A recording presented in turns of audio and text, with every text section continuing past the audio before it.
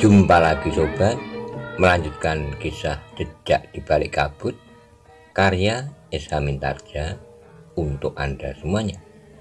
Selamat menikmati, salam sejahtera dan bahagia untuk Anda sekeluarga. Salam budaya.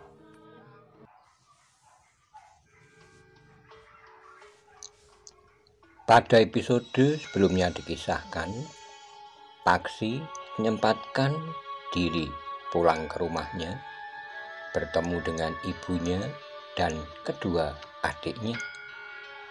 Bagaimana kisah selanjutnya?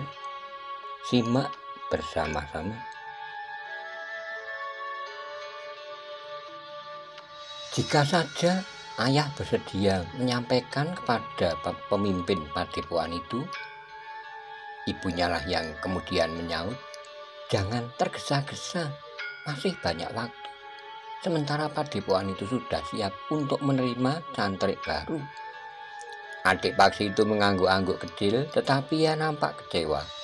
Sementara adik perempuannya berdesis, "Di padepokan itu tidak ada ibu yang dapat melayanimu. Memang minuman, menyenduk nasi, mengumpulkan pakaian kotor." Kata-katanya terputus ketika adik laki-laki Paksi itu bangkit berdiri. Maka adik perempuannya itu pun segera bergeser dan bersembunyi di belakang ibunya. "Ibu," desisnya. "Sudahlah," berkata ibunya, "kakakmu tentu ingin beristirahat. Ia ingin merasakan satu perubahan dari yang dialaminya sehari-hari di padepokannya yang masih sementara itu." Tetapi Paksi pun menyaut, "Aku senang berada di antara para santri. Di sana juga tinggal Pangeran Benowo dan Raden Sutawijaya. Tapi mereka tentu mendapat tempat serta pelayanan khusus di padepokan itu." "Tidak, Ibu, mereka diperlakukan sama seperti para santri yang lain. Seandainya umur mereka berdua tidak lebih tua dari rata-rata para santri, maka mereka akan diperlakukan dengan cara yang sama seperti yang lain-lain. Tapi karena umur mereka, terutama Raden Sutawijaya, maka mereka memang diperlakukan agak berbeda. Namun semata-mata karena umur mereka, kami memang harus menghormati orang-orang yang lebih tua dari kita. Tetapi apa yang kami kerjakan juga harus mereka kerjakan." Ibunya mengangguk-angguk sambil tersenyum, katanya, "Baiklah, duduklah bersama adik-adikmu. Aku akan pergi ke dapur. Aku harus membantu masak agar sesuai dengan selera ayahmu." Paksi mengangguk sambil menjawab, "Silahkan Ibu, aku hari ini akan berada di rumah sampai sore. Aku mendapat izin kembali ke barak sampai senja." "Kok tidak bermalam di sini malam ini?" bertanya adik perempuannya. "Tidak, aku harus kembali ke barak." "Kembali saja esok, Kakang." Paksi tersenyum, katanya, "Nanti aku dimarahi."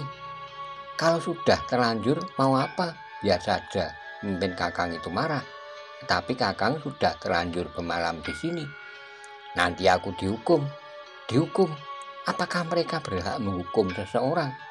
"Ya, seorang pemimpin perguruan berhak menghukum cantrik-cantrik yang tidak mematuhi peraturan." "Kenapa pemimpin perguruan itu galak sekali?" "Ah, kau tahu apa?" potong adik Paksi yang laki-laki. "Jika mereka yang bersalah tidak dihukum, maka semua cantrik yang ada di perguruan itu akan berbuat salah. Mereka menjadi tidak patuh dengan paugeran yang ada, bukan untuk memagari ketaatan para cantrik, tetapi sekedar untuk dilanggar." Adik perempuannya mengerutkan dahinya, justru ibunya yang tertawa sambil berdesis. "Ternyata kau lantip juga. Aku harus mempelajarinya sejak sekarang." Paksi pun tertawa, tetapi adik perempuannya mencibirkan bibirnya. Tapi sebelum ia mengatakan sesuatu, adik laki-laki Paksi itu berdesis, "Ayo, kau mau bilang apa?"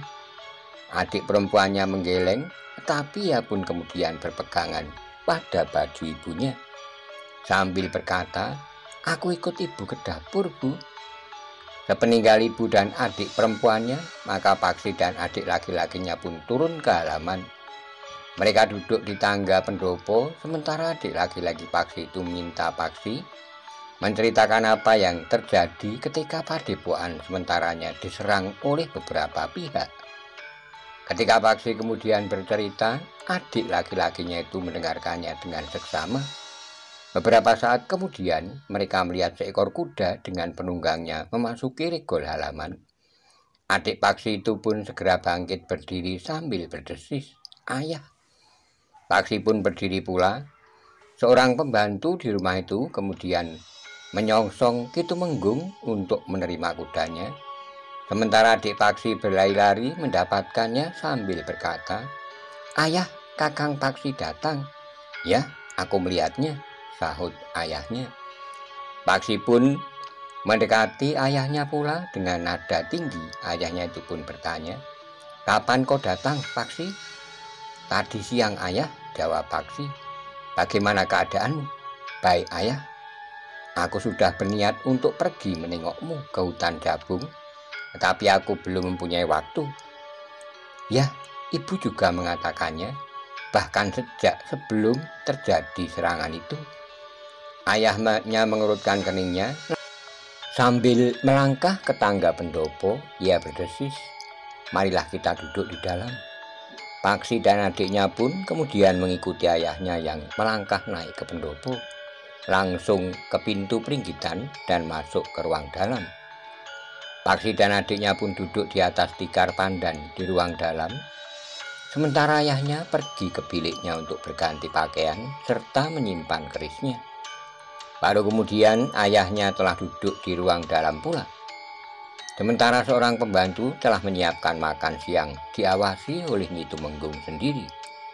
Sambil meneguk minuman, ayah Paksi pun berkata, "Aku telah mendengar secara terperinci apa yang telah terjadi di hutan Jabung, Paksi. Satu perjuangan yang sangat berat. Untunglah bahwa pasukan berkuda itu tidak terlambat datang. Jika saja mereka terlambat, agaknya mimpi tentang padepokan itu akan segera pudar.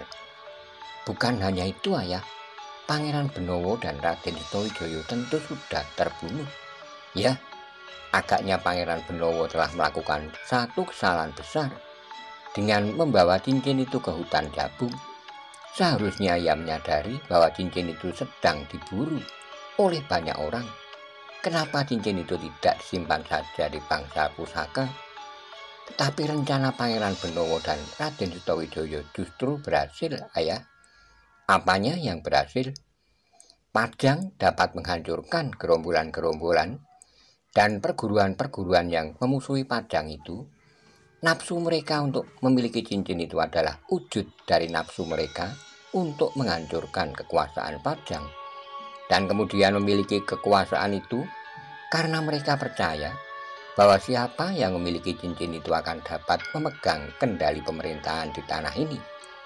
Setidak-tidaknya keturunannya kelak. Namun hasil yang terpenting dari pancingan Pangeran Benowo itu adalah tertangkapnya Haryowisoko."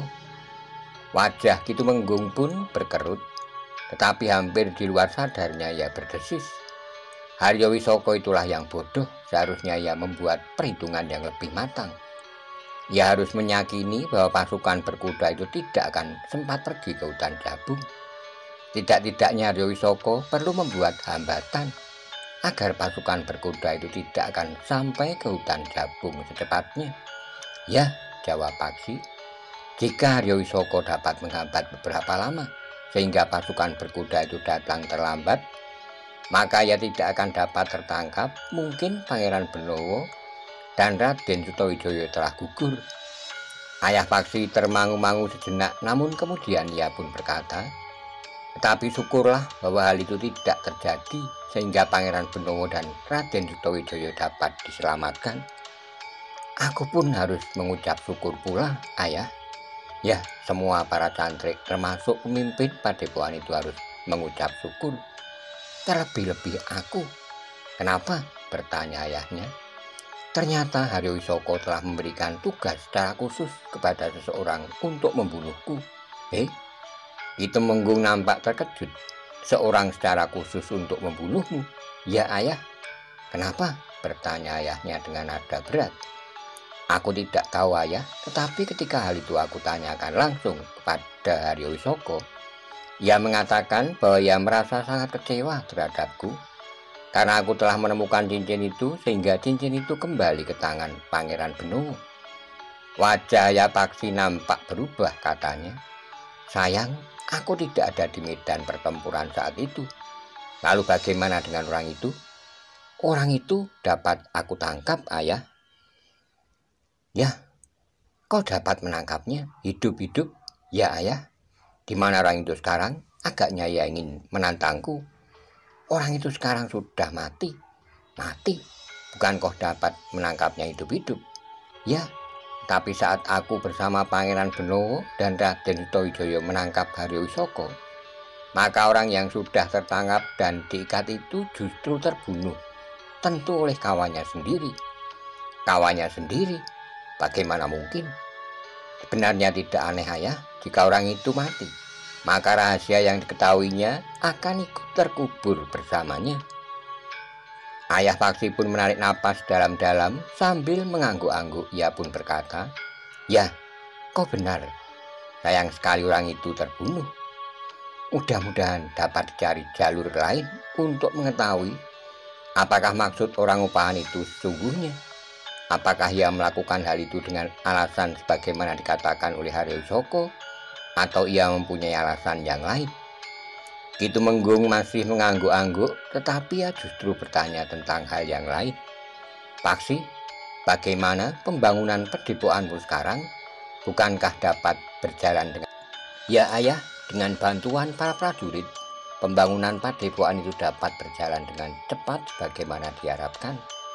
Bagian dari para prajurit menebangi hutan untuk membuka sawah dan pategalan, sedang yang lain beserta para cantrik membangun padepokan serta bangunan-bangunan kelengkapannya, termasuk beberapa buah sanggar, sanggar terbuka dan sanggar tertutup. Syukurlah, desis ayahnya. Namun ia masih bertanya lagi, apakah kegiatan perguruanmu sudah dapat berjalan selagi kalian sibuk membangun padepokan itu? Dapat, ayah, kami dapat membagi waktu dengan baik. Para prajurit dan para pekerja yang sebenarnya memaklumi kegiatan kami. Syukurlah, sehingga keberadaan kalian di perguruan itu tidak banyak membuang waktu. Tetapi masih beruntung bagi mereka yang datang kemudian. Mereka tidak perlu harus bekerja keras membangun padepokan. Mereka dapat langsung menimba ilmu di padepokan itu. Tetapi yang datang kemudian pun mempunyai tugasnya masing-masing, ayah. Mereka harus menggarap sawah, beternak, belajar menjadi pandai besi untuk dapat membuat alat-alat pertanian sendiri, serta melatih diri untuk menguasai berbagai macam keterampilan. Ki Tumenggung mengangguk-angguk, katanya. Paksi, aku justru berpikir untuk menarik kau dari padepokan itu. Paksi pun terkejut. Adik laki-lakinya yang ingin segera dikirim ke padepokan itu pun terkejut pula. Kenapa, ayah? Kau banyak kehilangan waktu di padepokan yang segala-galanya baru dimulai itu. Bukankah lebih baik kau berguru di tempat lain yang lebih langsung menerima ilmu lahir dan batin? Tapi kami para cantrik dapat membagi waktu dengan baik, ayah. Kehadiran kami di padepokan latihan secukupnya. Pagi-pagi sekali setelah kami melakukan kewajiban kami akan mendapat pengetahuan tentang olah kanuragan. Jika kami sudah memahami ilmu yang kami terima, maka kami akan mendapatkan peningkatan ilmu seterusnya sesuai dengan lapisan yang harus dilalui. Kemudian kami akan turun ke dalam kerja. Kami akan mendapatkan pengalaman yang berharga. Kami akan ikut serta secara langsung menangani pekerjaan pembangunan. Kami mulai dapat mengerjakan pekerjaan batu dan kayu. Kami juga langsung ikut membuat alas dan bebatur dari batu. Kami pun langsung ikut menangani pekerjaan kayu dan yang berhubungan dengan itu. Kami juga diajari membuat alat-alat dari besi yang dipergunakan oleh para pekerja yang mengerjakan kayu. Tetapi kami pun diajari membuat alat-alat pertanian pula. Meskipun pada dasarnya kami diajari untuk melakukan itu semua, tapi kami dapat memilih yang manakah yang paling sesuai dengan diri kami. kami dapat mengkhususkan diri untuk salah satu atau dua jenis keterampilan yang masih belum dapat diberikan dengan memadai adalah pengetahuan tentang ilmu pertanian. Karena kami baru mulai membuka sawah sambil melaksanakan, kami akan dapat memperdalam ilmu pertanian itu nanti semakin mendalam. Selebihnya, kami juga mempelajari pengetahuan untuk mengenali musim dan pertanda-pertanda alam yang lain dalam hubungannya dengan pertanian. Selain itu, kami juga diperkenalkan dengan kesusastraan dan pengetahuan-pengetahuan lain serba sedikit. Tentu saja masih sangat terbatas karena keadaan. Tetapi apa yang kami dapatkan sekarang cukup memadai, Ayah. Aku akan melihat sendiri apa yang kalian lakukan di padepokanmu itu, Paksi. Tetapi aku tidak ingin anakku menjadi seorang tukang kayu, pandai besi, atau seorang petani. Jika hal itu yang aku inginkan, aku tidak akan mengirimkan kau ke sebuah perguruan. Yang aku inginkan adalah anakku menjadi seorang yang memiliki pengetahuan yang luas sebagai bekal bagi masa depannya, serta seorang yang memiliki kemampuan kanuragan yang tinggi. Ayah, desis Paksi, aku yakin bahwa perguruan kami akan menjadi perguruan yang baik. Ki Panengah dengan para pembantunya dan sekarang Ki Waskito yang juga berada di padepokan itu akan sangat berarti bagi masa depan kami. Sementara itu, Ki Kriyodarmo pun agaknya tidak berkeberatan untuk menularkan pengetahuannya kepada kami, para cantrik. Selain mereka, di Panengah tidak akan berkeberatan untuk mengundang beberapa orang lain yang ahli di bidangnya masing-masing untuk membantunya mematangkan kami para cantrik. Semua itu barulah terwujud dalam mimpi Ki Panengah yang disebarkan kepada cantrik-cantriknya. Tapi perguruan ini telah mendapat restu dari Ki Gede Pemanahan dan Kanjeng Sultan sendiri. Selain secara resmi, hal itu sudah dinyatakannya. Mereka pun telah mengirimkan putra-putra mereka ke perguruan ini. Ki Tumenggung menarik napas dalam-dalam, katanya kemudian, baiklah, aku akan memikirkannya. Tetapi aku benar-benar ingin melihat apa yang telah kalian lakukan di padepokan kalian. Paksi pun mengangguk-angguk kecil, namun ia tidak menjawab. Dalam pada itu maka pun telah siap. Karena itu maka Nyi Tumenggung pun telah mempersilahkan suaminya dan anak-anaknya makan bersama di ruang dalam. Nyi Tumenggung sendiri justru lebih banyak sibuk melayani suami dan anak-anaknya daripada makan sendiri. Tetapi wajah Nyi Tumenggung nampak cerah melihat keluarganya yang utuh sedang makan bersama.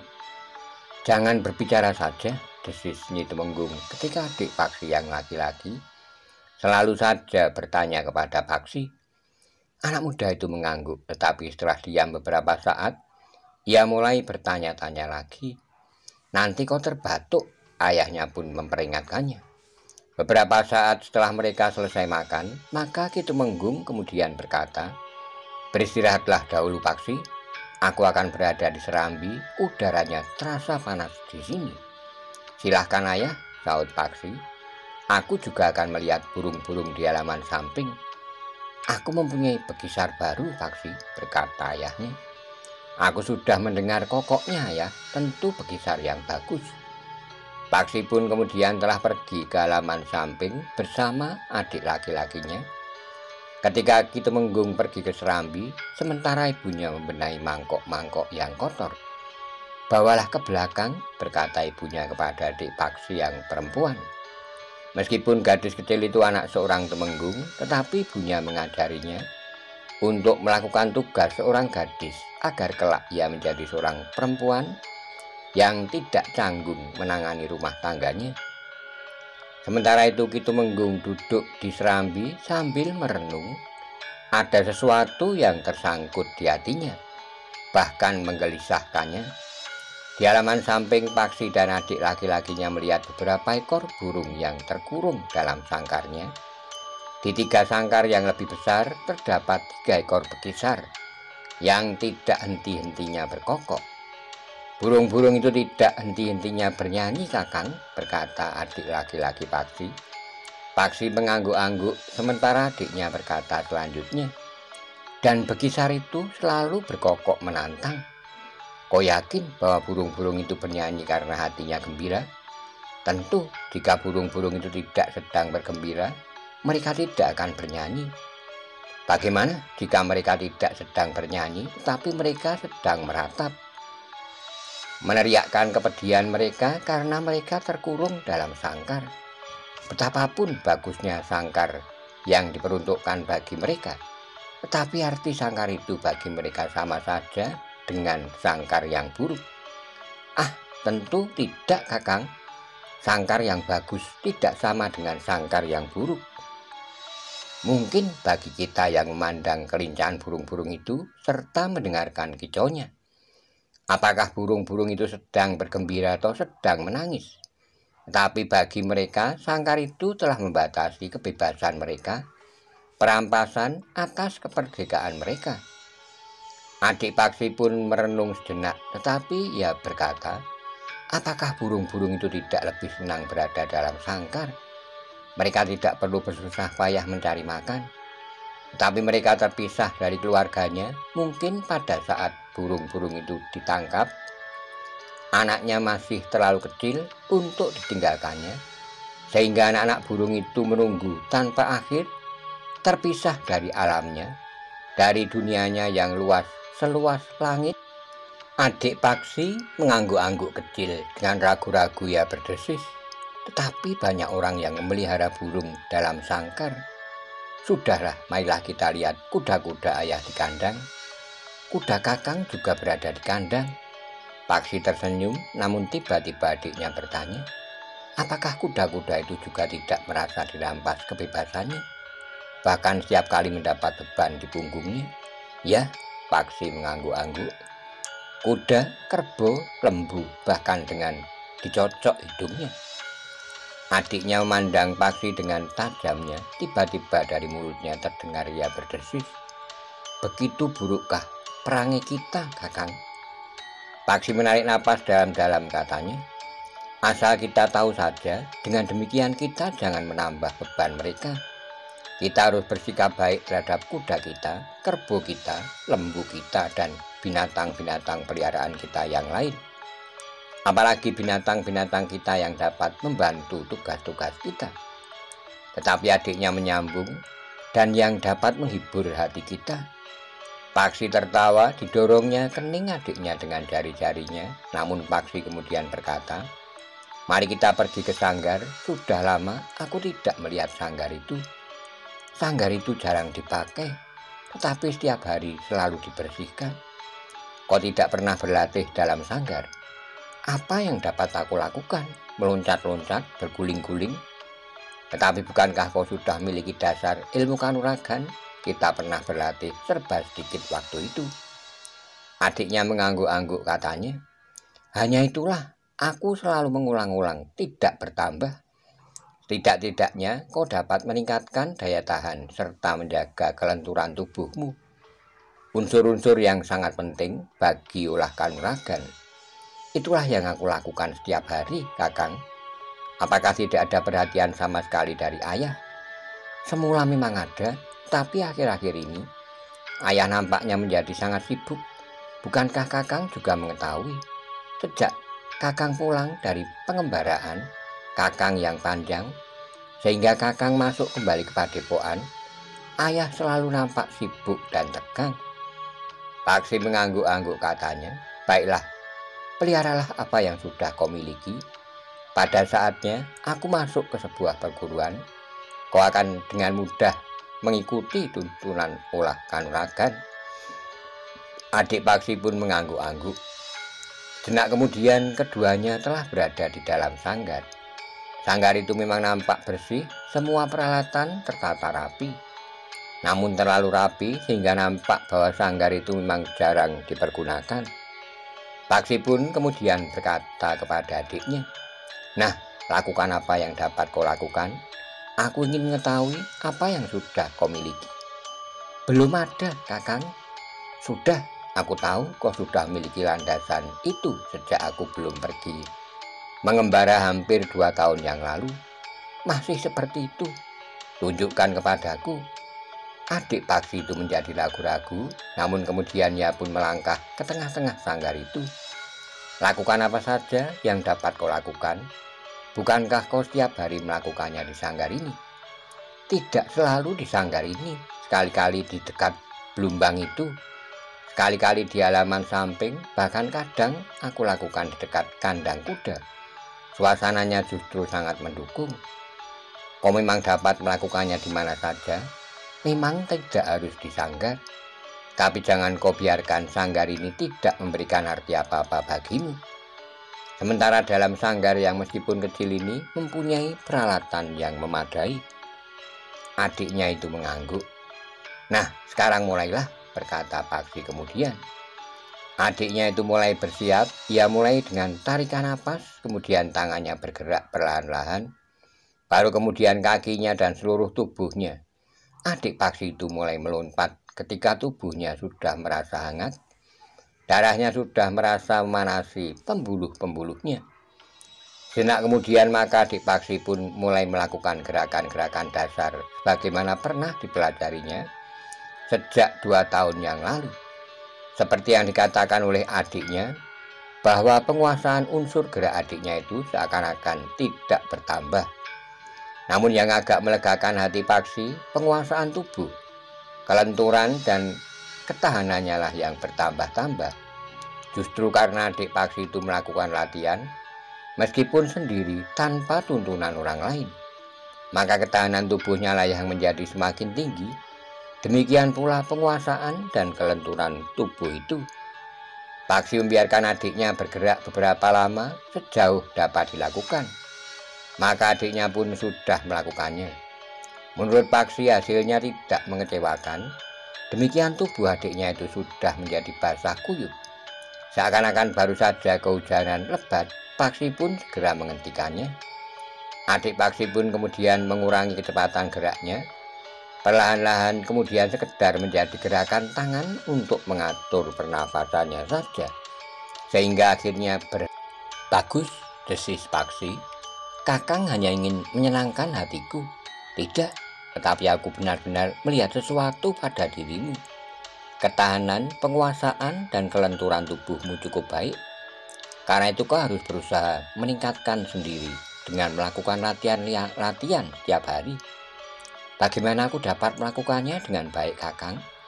Aku hanya memiliki bekal yang tidak berarti sama sekali.